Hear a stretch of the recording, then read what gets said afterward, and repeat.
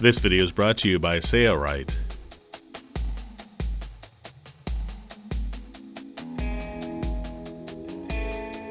I want to have a discussion about how the tension assembly works on an Ultrafeed sewing machine. This is the same setup as we have on the blue machine, and exact same tension assembly and same parts. The part that is most likely to get damaged on a tension assembly is the take-up spring. That's this spring that bounces up and down. And if you wrap your thread around it in a funny manner, it's possible to actually yank that up with the take-up arm and basically just break it off or twist it out of position, in which case you might need to replace the take-up spring. So first thing I want to show you is how to replace the take-up spring. The outer cover knob just wiggles and pulls straight off. The next knob is threaded, and you just remove it, set your spring aside, take the cup off, and you'll notice the cup, if it has a, think of it as a bowl. The mouth of the bowl, I'm going to set it so it's facing up. I'm going to take one of the tension plates off. There are two of them. Notice how it's coming off.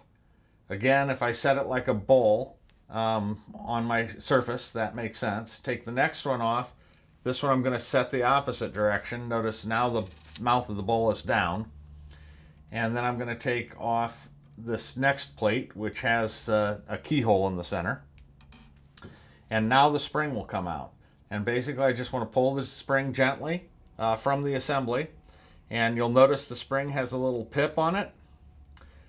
Inside the core of the tension assembly, there's a gear-like looking mechanism.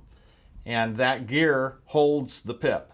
So when you get your new take-up spring, you simply put the take-up spring in so that the arm of the spring rests naturally at about 6 o'clock. So I'm down at 6 o'clock. Then you wind it up clockwise. So you actually move this up clockwise and hold it up clockwise above this depression, in the tension assembly core.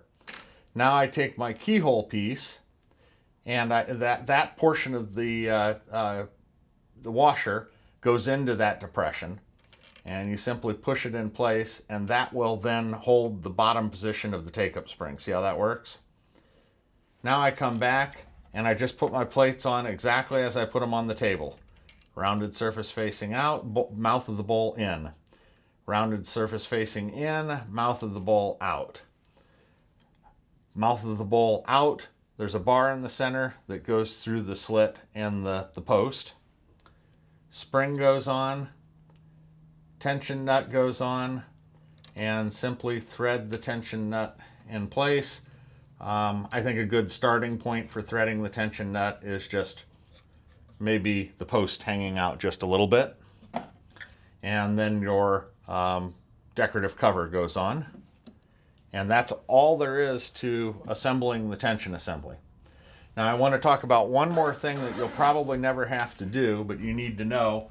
If you need to replace the entire tension assembly, there is a screw right here, and if you loosen that, the whole thing will come out, including the core. To put a new one in, you slide it in all the way, tighten the core down, but sometimes you have to adjust it in and out a little bit. And the way you determine that is when the assembly is in all the way, or in as far as it can go, with the presser foot down, the pin coming out of the back of the tension assembly, you can see it right there, that pin should not be hitting the paddle hard. Notice I can wiggle this paddle a little bit. There's air between the post and the paddle. And that's the way it should be when the presser foot is down. But you want to get it to that position where there's just barely a bit of space between the two. Then you tighten the set screw and you know you've locked the right position. And when you've done that, when you lift the presser foot, what that does is it pushes this paddle forward. And that function of pushing the paddle forward is what opens the tension plates. And that's all there is to setting the upper tension assembly.